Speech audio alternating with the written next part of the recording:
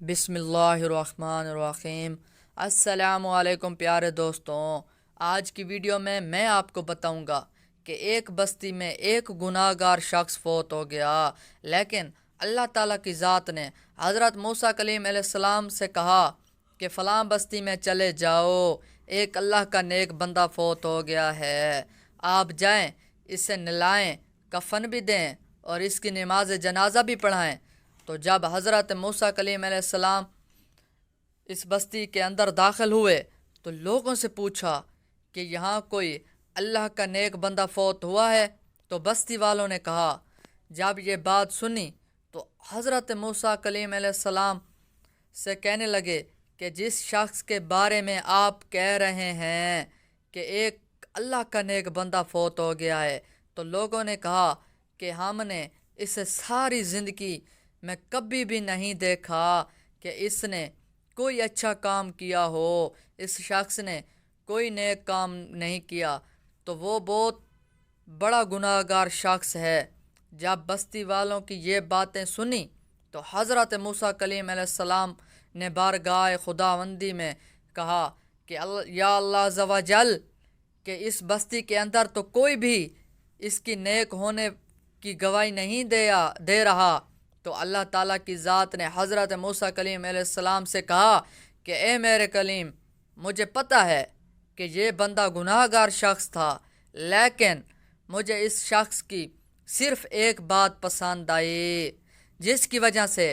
میں نے اس کے پچھلے تمام گناہوں کو معاف فرما دیا ہے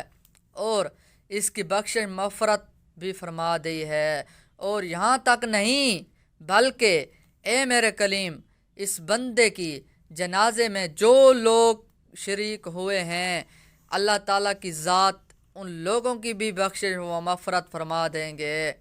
تو پھر اس کے بعد حضرت موسیٰ کلیم نے اللہ تعالیٰ کی بارگاہ میں کہا کہ یا اللہ عز و جل، وہ کون سی نیکی بات ہے؟ تو اللہ تعالیٰ کی ذات نے فرمایا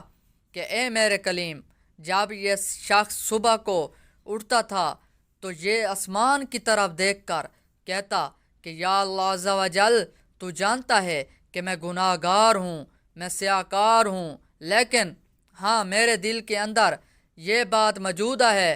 کہ میں تیرے اللہ والوں کے ساتھ محبت کرتا ہوں، تیرے نیک لوگوں کے ساتھ محبت کرتا ہوں۔ تو اے میرے کلیم، مجھے اس شخص کی یہی بات اتنی پسند آئی کہ میں نے اس کے پچھلے تمام گناہوں کو معاف فرمایا،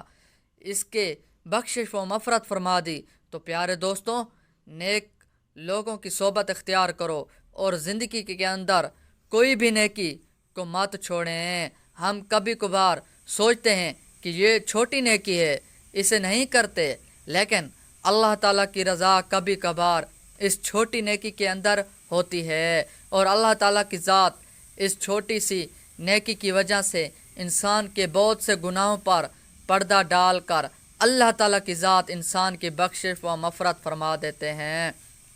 تو امید کرتا ہوں یہ آج کی ویڈیو بھی آپ کو پسند آئی ہوگی، اسے لائک اور شیئر بھی کیجیے، اور ہمارے چینل پر نئے ہیں تو اسے سبسکرائب بھی کرنا مت بھولیے گا۔ اللہ تعالیٰ کی ذات آپ کو دونوں جہان کی بھلائیاں نصیب فرمائے،